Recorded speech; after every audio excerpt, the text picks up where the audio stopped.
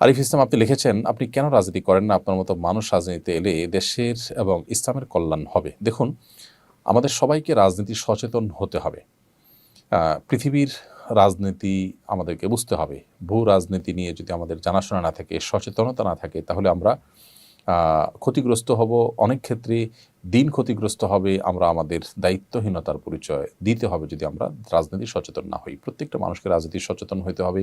প্রত্যেকটা মানুষকে রাজনৈতিক যে সমস্ত ভালো মন্দ দিকগুলো আছে সেগুলো ওয়াকিফাল থাকতে হবে। তা না হলে যেটি বলেছি যে তার দ্বারা দিনের অপকার তার অজান্তে অনেক ক্ষেত্রে হয়ে যেতে পারে। এমন কোনো স্টেপ নিতে পারেন যেটা ফলে দিন ক্ষতিগ্রস্ত হবে এবং তার ধারণা, তার কনসেপ্ট, তার ঈমান, বিশ্বাস অনেক কিছুর সম্পর্ক এর সাথে রয়েছে।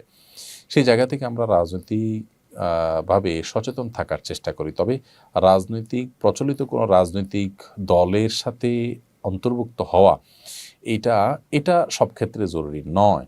আ বরং এর বাইরেও বিভিন্নভাবে আমরা আমাদের জায়গা থেকে কাজ করতে পারি। আপনি আ সাহাবীদের সময় থেকে দেখবেন যে সাহাবীদের অনেকে ছিলেন যারা ইলম নিয়ে থাকতেন, অনেকে ছিলেন যারা দাওয়াত নিয়ে থাকতেন। রাজনৈতিক সচেতন সবাই ছিলেন। কিন্তু তখনকার যে রাজনীতি ছিল সেই রাজনীতির সাথে অনেকে ইনভলভ ছিলেন, আবার অনেকে ইনভলভ ছিলেন। আপনি বহু সাহাবীদেরকে দেখবেন যে তারা মসজিদে দার্স দিয়েছেন এবং ইলম যে কোরআন হাদিসের যে ইলমের ধারা রয়েছে সেটাকে তারা ধারণ করেছেন এবং যার কারণে ইলম আজকে আমাদের পর্যন্ত এসেছে।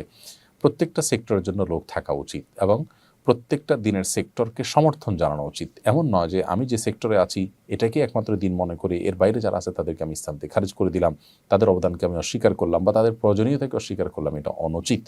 বিধায় এই মানসিকতাটা আমরা চেষ্টা করি ধারণ করার, লালন করার।